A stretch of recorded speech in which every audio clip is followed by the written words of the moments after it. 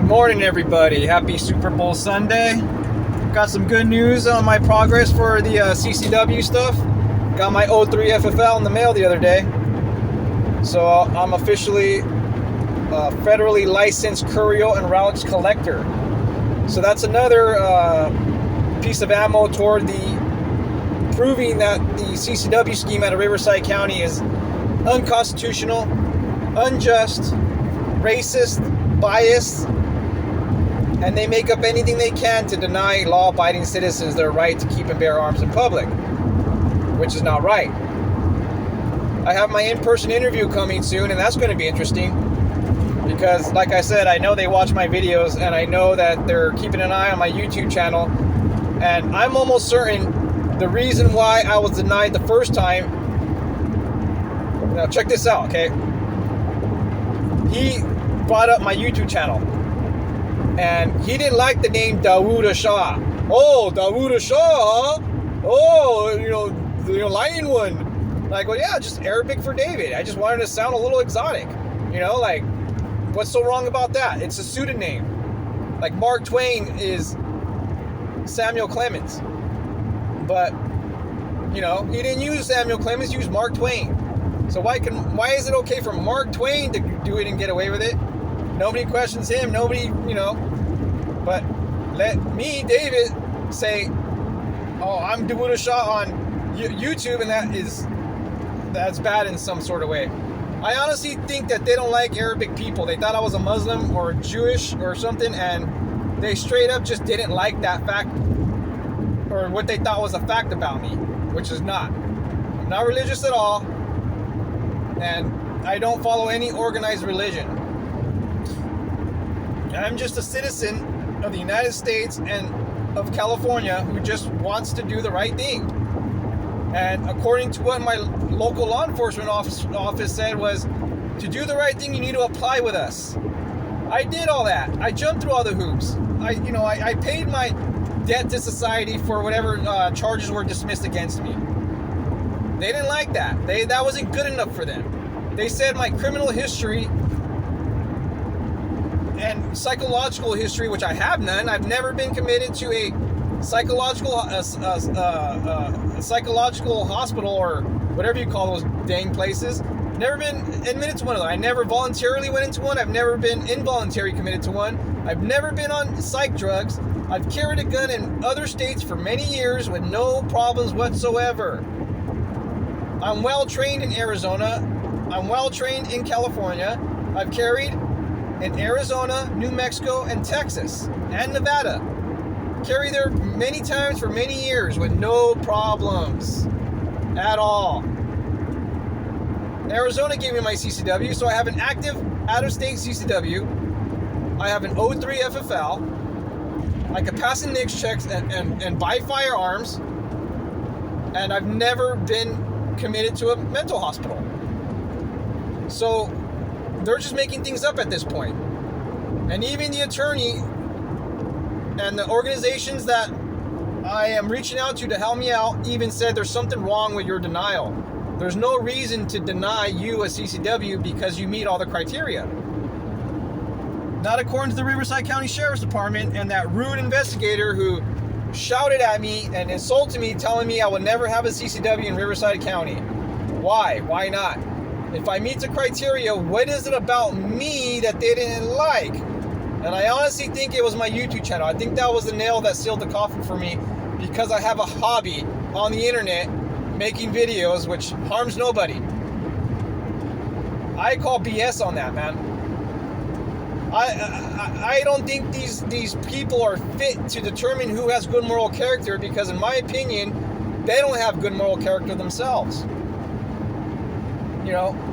They can make up anything they want to deny you. So now that I have my 03 FFL, that's just, something else I can prove to be like, why can I pass this check?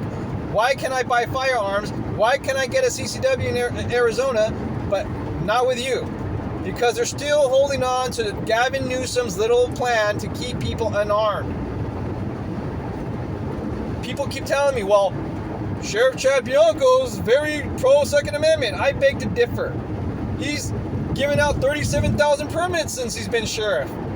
So So what? All that shows to me is they've made millions of dollars charging people for rights, just for application fees, card issuances, live scans, reissuance fees, because you got to do it every 2 years, and Chad Bianco's been sheriff for like 5 years now, so that's 2 or more renewals that they've had to go through. Millions of dollars charging people for the right to bear arms, which is a Second Amendment right. Now, I mentioned this before, but let me mention this again. How would you feel if you were charged a $120 application fee to go to church and worship God? Or to read a newspaper? Or to write a newspaper? Okay, there's been cases that have been deemed unconstitutional because they were trying to charge a tax for the ink for the newspapers. They were trying to charge taxes for wedding licenses. And all that's been deemed unconstitutional. But like Justice Alito said, and Clarence Thomas, the Second Amendment has always been treated like a second-class right. Okay? What if you had to pay a permit for your right to remain silent? Or you didn't renew your permit every year to be free from unreasonable search and seizures? I don't understand that. But the CCW investigators want to hold on to their power, want to hold on to that authority that they hold over you.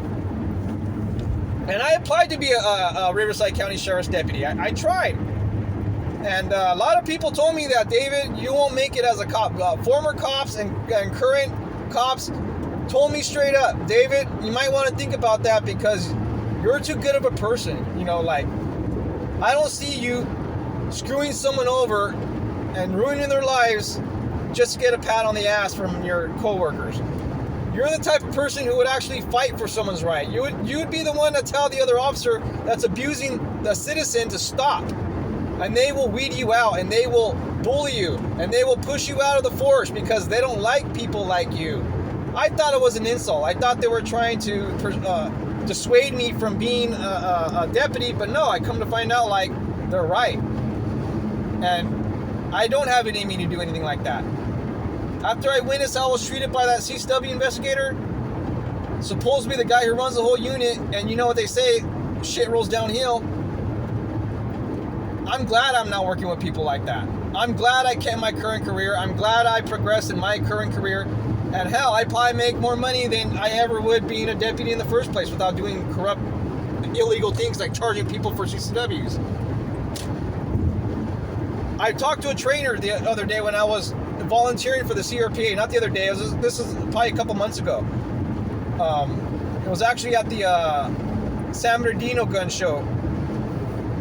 And this trainer told me he had an encounter with the guy who runs the CCW unit in Riverside. He said he was a jerk. He was not allowing certain people to be approved instructors. And another one told me that when they went to Riverside, LA, and Orange County, they turned them away because they said they had enough instructors. So basically, they're trying to keep a monopoly. Probably for their friends, cousins, brothers, whatever, that are running these training programs for CCWs. And they're making money hands over fist for this stuff, man. I mean, a lot of money's being spent on the right to keep and bear arms, which in my opinion is wrong. We need to stop all this, man. This needs to stop. We need to go back to what the Second Amendment and what the Constitution originally said word for word. But they hate that. People like me, they don't like people like me who understand the language of the Second Amendment, the language of the Constitution. Because if you don't understand language, you'll never comprehend law. Because that's what law is. Law is a written language. Law is, it has a codex behind it that you need to break. You need to figure out the code. Figure out what they're talking about. And I figured it out. And I told them, I've been telling people for years, California can't get away with what they're doing for much longer. People laughed at me and said they're California. This is years ago, before the Bruin decision. Then the Bruin decision came out and everybody was like, well, David was right. Everything's changing now. And why? Why was I right? It's because I look at patterns. I look at the algorithms of society. I look at how things are going around me and what people are doing, what other states are implementing. And it sets precedent, and it sets things that you could kind of figure out the formula, what's going on. And that's exactly what I did. Now, I'm not a dangerous person. I'm not violent. I don't condone violence. The only reason why I would like to exercise my right to keep and bear arms is that when you're in the face of evil, they don't care if you're a good person. They don't care if you have kids that you need to support. They don't care if you have a wife waiting for you in a home that really needs you to be there for her. They don't care about anything like that. So you need to defend yourself because you're your own first responder.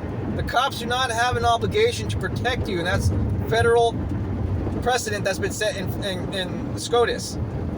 Look it up. Okay? Now we're relying our rights. We're depending on the goodwill of our sheriff to give us permission to exercise our rights.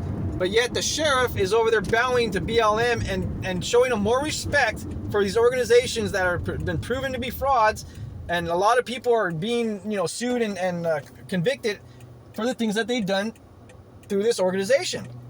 That Chad Bianco bowed to, and many other sheriffs and cops did also, out of blindness and out of pandering and out of the direction of liberal governors, liberal mayors, people like that hate our rights.